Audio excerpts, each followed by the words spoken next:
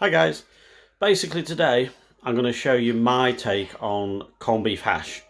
I've looked online, I've looked on YouTube, there's many different ways to do this dish, but this is my take, this is how I've been shown how to do it. I've always done it like this and people love it, it never any left. So if you just bear with me and I'll just give you a quick rundown here, hang on 2 seconds. Right, so we're going to go with this kind of size dish. In this one we're going for chopped tomatoes. I do use different brands, but these are the ones in the cupboard at the moment. We've got an onion there, and this time we've got Prince's reduced salt corned beef. We use Prince's basically because it just seems better. We do fridge that, however, and it's easy, we find it easier to cut it up. Sometimes when you haven't fridged it, it can be a little bit slodgy, a little bit messy. Going for the old Maris Piper potatoes. My old trusty tin there, what I use for my potatoes. So I'm just going to cut a few of these bits up, get them sorted, and I'll show you then while we put this together and how we exactly do it. You can use beans with this. Sometimes I do. It depends who's eating it.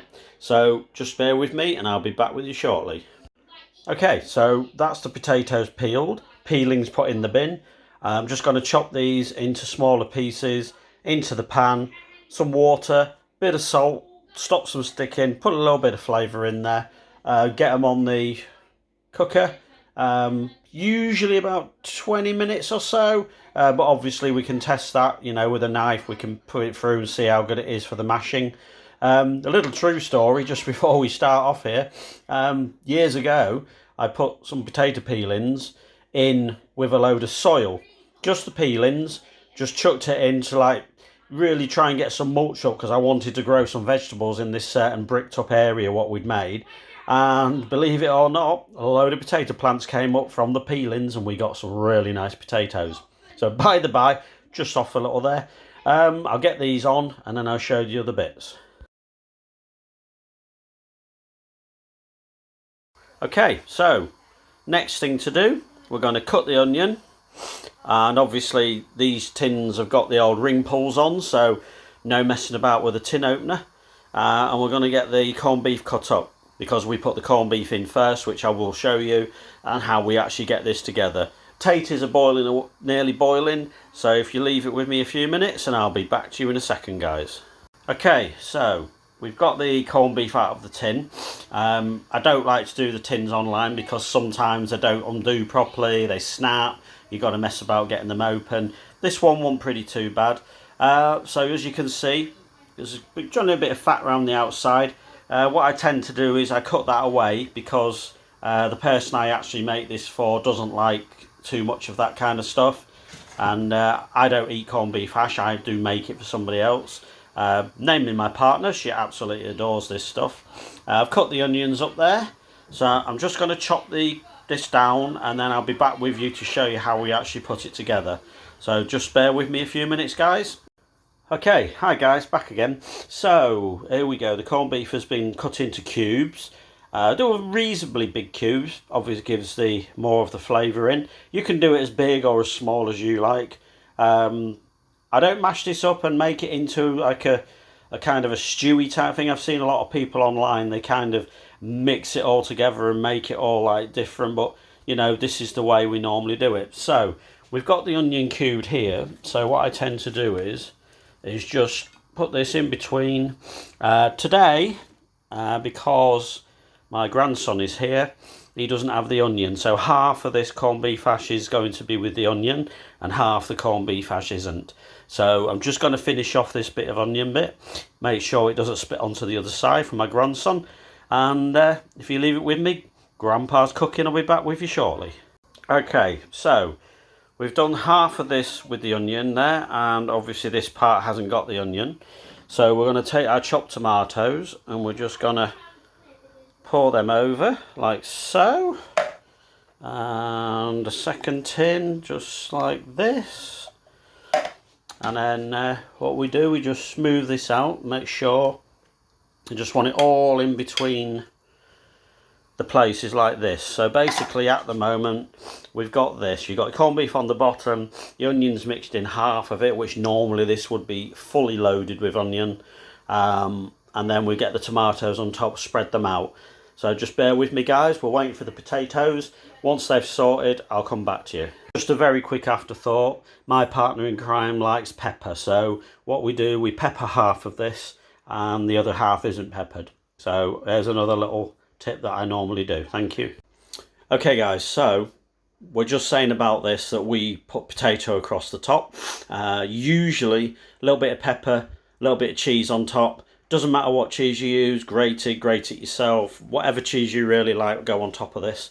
But some people actually don't do this with potato. Some people get plain crisps, ready salted crisps, and they crush them all over the top. And then you just do a layer of cheese on top of that. Cook her away like you would do this when it's finished. And obviously that is nice as well, apparently. I don't eat this myself, but you know, I don't mind cooking things for people that I don't eat. I've been shown a lot of things to cook since I met my wife. She's very good at cooking. And now, you know, I can do a lot more than when we met, which that wasn't a great deal at the time. But now, yeah, absolutely fine. So, just wait for the potatoes. I've just given them a quick stab, but they're still a little bit hard.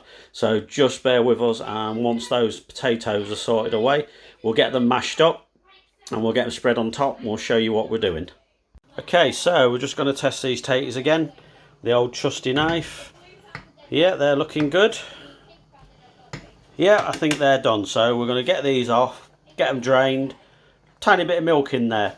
The wife doesn't really like butter and stuff in there. Normally with potato we put in quite a bit of butter, some milk, and then mix it, get it all mashed up and round and nice and creamy. So I'm just going to get these off, drain them off, put a bit of milk in, get them mashed up.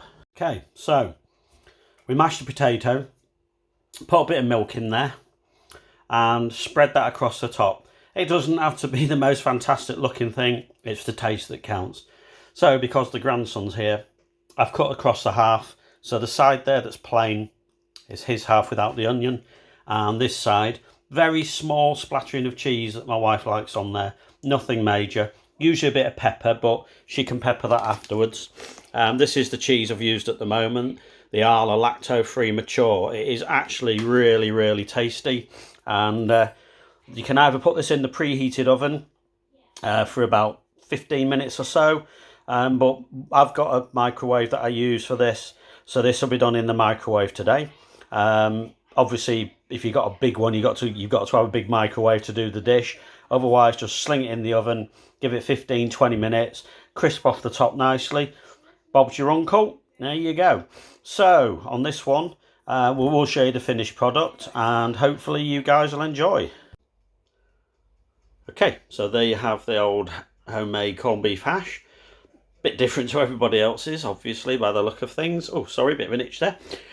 Just wanted to say, obviously, if you cook a lot, you know everything's hot. Watch you don't get burned. If you're new to this and you're just going to start out and maybe try the recipe or even other recipes, just watch your ovens, your cookers, certain pan handles that get really, really hot. That's why I use my old pan handle, never gets hot on that one. Even when you're bringing stuff out the microwave, just watch out for the heat, the steam, even silly things like your kettle, just watch for that steam because it really can burn. So I hope you enjoyed this, guys. Be a bit more if you want. We'll do a bit more cooking with Grandpa. If you want to send me things, you know, you want me to try, and I'll give it a try even if I haven't cooked it. So we'll see you soon. Cheers. Bye, guys. Okay, guys, so here we got the finished article. As you can see, grandson couldn't wait. He took a chunk out of there. He's just eating that now in the other room. So it doesn't take long to put together. Basically 20 minutes for your potatoes. Within that 20-minute time limit, you can get that corned beef cut, the onions, the tomatoes, get it all put together. Once they've done, whack them on top. 15-20 minutes. I did it in the microwave. You can do it in the oven, as I've said before, 200 degrees. I did forget to mention that last time, actually. About 15-20 minutes again in there. Crisp the top off nicely. There you go. So if you've got any questions, obviously, I'll answer them if I can. And thank you very much. And hopefully do some more cooking with Grandpa very soon. Thank you. Bye.